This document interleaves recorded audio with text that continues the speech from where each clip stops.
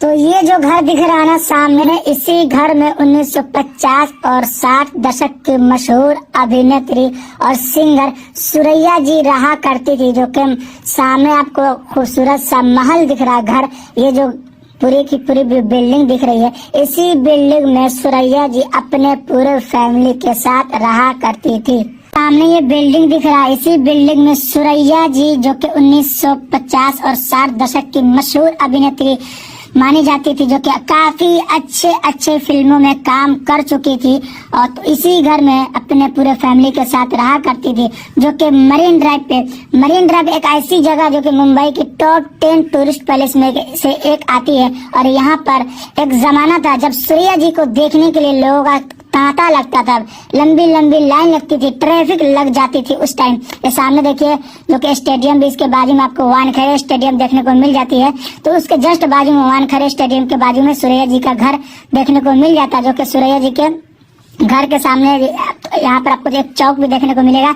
तो आपको पता है कि जो कि मुंबई का ये जो जगह है कितनी पॉश इलाका मानी जाती है, बहुत ही महंगा, जो कि सामने समुद्र देखने को मिलता है। और ये देखिए एक समान आपको यहाँ पर घर देखने को मिलेगा, लगभग 5 से 6 फ्लोर का सभी घर यहाँ पर आपको देखने को मिल जाता है।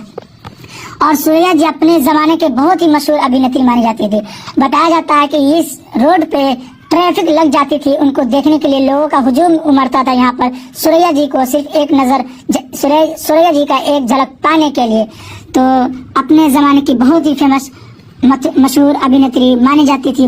और इनकी लव स्टोरी जो है वो बहुत ही फेमस है, जो कि सुरैया जी और देव आनंद जी के साथ, जो कि ये भी वीडियो में बात करने की कोशिश करेंगे। जो कि सुरैया जी और जो देव आनंद, जो कि फिल्म इंडस्ट्री के दोनों अपने अपने जमाने में मशहूर अभिनेता थे और ये मशहूर अभिनेत्री माने जाती थी।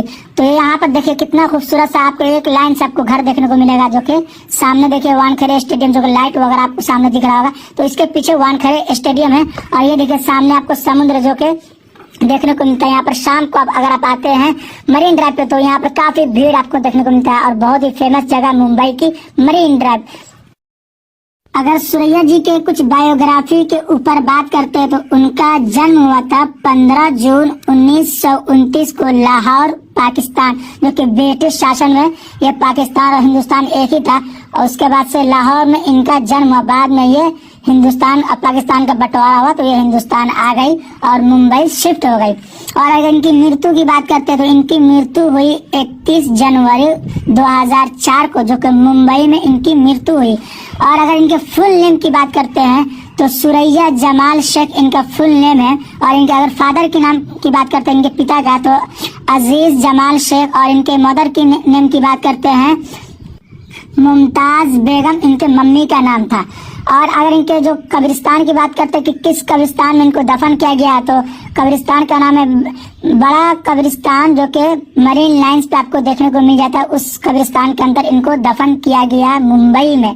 और अगर इनके फिल्म करियर की बात करते हैं तो ये बहुत बड़ी एक्ट्रेस और सिंगर मानी जाती थी, जो कि सिंगर थी और एक्ट्रेस थी। और ये फिल्म में एक्टिव थी 1936 से लेकर 1963 तक ये फिल्म इंडस्ट्री के अंदर, बॉलीवुड के अंदर एक्टिव थी। उसके बाद से ये फिल्मों में काम करना छोड़ दिया। सुरैया जी का अगर अफेयर्स की बात करते हैं, लव स्टोरी के, तो देव आनंद जी के साथ बहुत ही फेमस इनका लव स्टोरी हुआ, जो कि आखिर अंजाम तक पहुंचा नहीं। दोनों के साथ शादी नहीं हो पाई, जो कि इनके फैमिली मेंबर्स के कारण। और जो कि सबसे बड़ी बात कि इनके जो एक हिंदू थे एक मुस्लिम थे, तो सुरैया जी मुस्लिम थे और देव आनंद जो कि हिंदू थे। तो इनको जो नानी को ये पसंद नहीं था और इनके फैमिली मेंबर्स को ये पसंद नहीं था कि हिंदू मुस्लिम में इनकी शादी की जाए, जिसके कारण इनकी शादी नहीं। और इनकी जो लव स्टोरी जो है वो परवान चढ़ी, लेकिन आखिर अंजाम तक पहुंच नहीं सका, जिसके कारण सुरैया जी ने अपने लाइफ में शादी नहीं की, सिंगल ही रही और ऐसे ही मर गई। और देव आनंद जी ने हार मानकर उन्होंने लास्ट में वो शादी कर लिया, लेकिन सुरैया जी ने अपने आप को अकेला ही रखा और उन्होंने शादी नहीं की। और सुरैया जी और देव आनंद जी के लव स्टोरी इतनी फेमस है, अगर बात करते तो इन दोनों के अफेयर्स के लगभग 4 साल तक चला। 1948 से लेकर 1951 तक इन दोनों के साथ अफेयर चला, लेकिन सब लोग मानते थे कि इन दोनों की शादी हो जाएगी, ये दोनों अलग नहीं रह सकते। लेकिन ऊपर वाले को जो मंजूर होता है वही होता है। लेकिन कुछ ऐसा वक्त आया कि इन दोनों को अलग अलग होना पड़ा, लेकिन सहमति से बात विचार होने के बाद दोनों के परिवार ने सहमति जताई, उसके बाद से दोनों अलग हो गए, लेकिन शादी नहीं हो पाई। इतनी हार्ड, मतलब इनकी प्यार मोहब्बत की फिल्म इंडस्ट्री के अंदर चर्चा थी। किसी को थोड़ा भी अंदेशा नहीं था कि ये दोनों अलग हो सकते हैं, अलग होकर ये दोनों रह सकते हैं, लेकिन फिलहाल दोनों अलग हो गए और दोनों में से एक ने शादी कर ली, जो कि देव आनंद ने, और श्रेया जी ने अपने लाइफ में कभी शादी नहीं की और अपने अकेला रहने का निर्णय किया।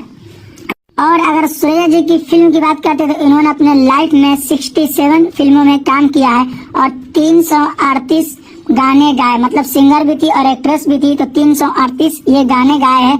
लगभग 12 साल के एज से इन्होंने चाइल्ड आर्टिस्ट के रूप में इन्होंने फिल्मों में काम करना शुरू कर दिया था। और अगर इनके कुछ फिल्मों की बात करते हैं, जैसे कि बहुत अच्छे अच्छे फिल्मों में काम किया, जैसे मिर्जा गालिब 1954 में, अनमोल गाड़ी जो कि 1946 में, दिल लगी 1949 में, डर 1947 में, दास्ता 1950 में, स्तंभ सोहराब जो कि 1963 में काम किया। लगभग 1950 और 60 दशक की मशहूर अभिनेत्री मानी जाती थी। उस जमाने में मधुबाला जी थी, नरगिस दत्त थी, तो उनसे मतलब ये फेमस एक्ट्रेस मानी जाती थी अपने जमाने में।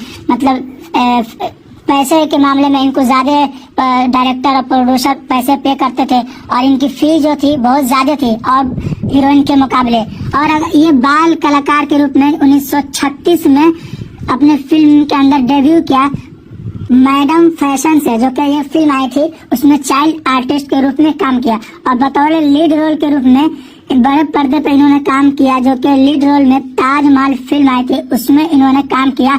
और इसका जो उसमें रोल था, मुमताज महल का रोल था, तो बहुत ही फेमस ये किरदार था इनका, जो कि ताजमहल फिल्म के अंदर। और इस फिल्म से इनको बहुत ही पॉपुलैरिटी मिली और लोगों के अंदर बहुत ज्यादा लोग इनको पसंद करने लगे। इसी तरीके से धीरे धीरे जो फिल्मों में काम करने लगी और अपने हिंदुस्तान पर, बॉलीवुड पर एक अपना एक दबदबा बना ली और इनका एक अलग छवि बन गई, जो कि काफी अच्छे अच्छे फिल्मों में काम करने लगी। और हम जैसे लोगों को और इस हिंदुस्तान को काफी अच्छे अच्छे फिल्म देकर इस दुनिया से जा चुकी है श्रेया जी। तो श्रेया जी जो कि मरीन ड्राइव पे रहती है, बहुत कम ऐसे अभिनेता जो कि मरीन ड्राइव पर रहते हैं, मात्र 2-3 अब एक्टर एक्ट्रेस है जो कि मरीन ड्राइव पर रहा करते हैं, क्योंकि मरीन ड्राइव इतना महंगा एरिया आता है जो कि सबकी बस की बात नहीं। यही सामने वाली जो बिल्डिंग है, महल है, जो कि इसमें श्रेया जी अपने पूरे फैमिली के साथ उस जमाने में रहा करती थी। और मरीन ड्राइव जो कि एकदम सी फेसिंग एरिया है, यहाँ पर बड़े बड़े लोग यहाँ पर घूमने फिरने आते हैं। जैसे कि आप लोगों ने मरीन ड्राइव को देखा होगा, बड़ी बड़ी फिल्मों के अंदर भी देखा होगा, यहाँ पर शूट वगैरह होती रहती फिल्मों की, शॉर्ट फिल्म हो या लॉन्ग फिल्म हो, अक्सर आप लोग